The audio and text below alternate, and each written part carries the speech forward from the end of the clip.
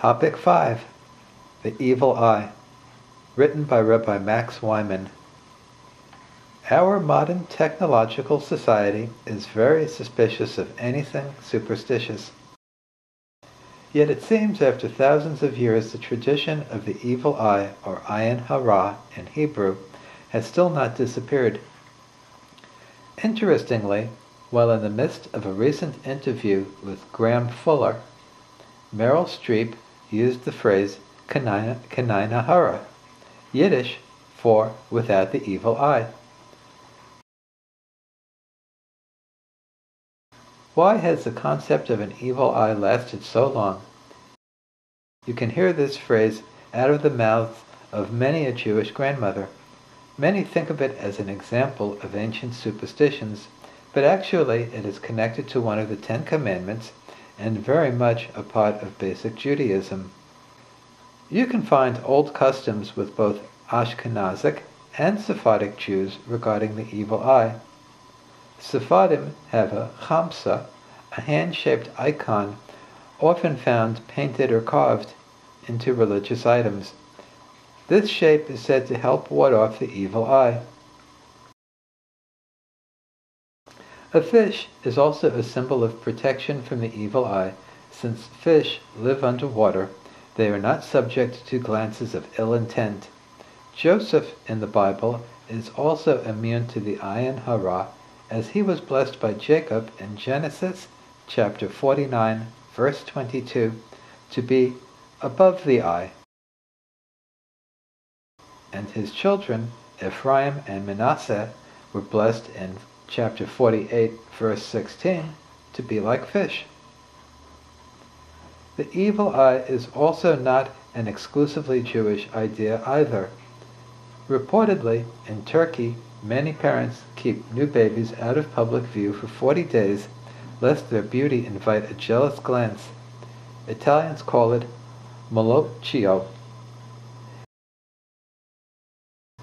In many Italian towns, you can find a local expert, usually a woman, who will remove an evil eye with an olive oil ritual.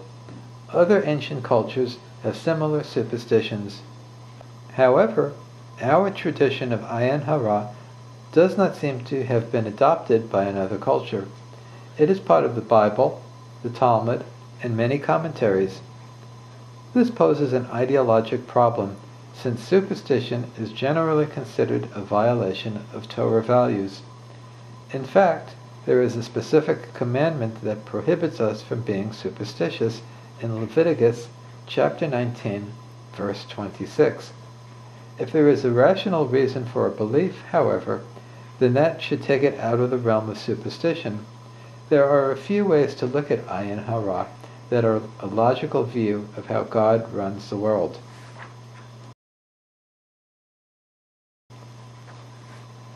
First of all, if you flaunt a blessing in front of someone who lacks that blessing, you are causing him or her pain.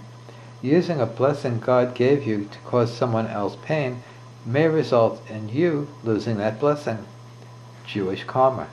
If that's the explanation of ayin hara, then what does saying the phrase kanina hara do?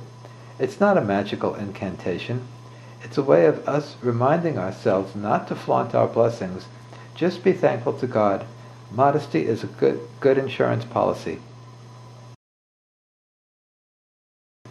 One commentary says that when Jacob sent his sons to Egypt to procure some provisions in a time of famine in Genesis chapter 42, he instructed them to walk through different gates. If all the brothers who were exceptionally handsome and strong were to walk through one gate together, that would invite an ayin hara. In other words, that would be flaunting a blessing. A more important consideration than losing a blessing is causing your fellow man to transgress one of the 10 Commandments. It says in Exodus chapter 20, verse 14, "You shall not covet your neighbor's house," etc. Jealousy is a violation of one of the main principles of the Torah. To feel jealous of someone else's blessing is like saying God doesn't know what he's doing. He made a mistake and gave my neighbor a new Lexus instead of me. God doesn't make mistakes. If through your insensitivity or carelessness you cause someone else to be jealous of your blessings, you have transgressed by putting a stumbling block before the blind. Therefore we say, Kanai Nahara, to remind us to be careful not to cause someone else to transgress. One last mystical thought. It's quite possible that just like someone can damage your car window with a brick, they can damage your belongings with a curse or even a look of jealousy. In Jewish law, it's forbidden to curse someone. Why is it wrong if it has no effect? It must be that words have the power to harm someone. We also say that if you bless someone or pray for someone to get well, that also can have an effect on him or her.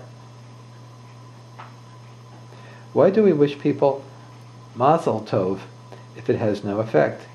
It does have an effect.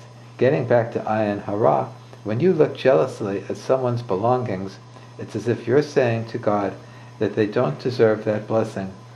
This causes a judgment upon that person in the heavenly court.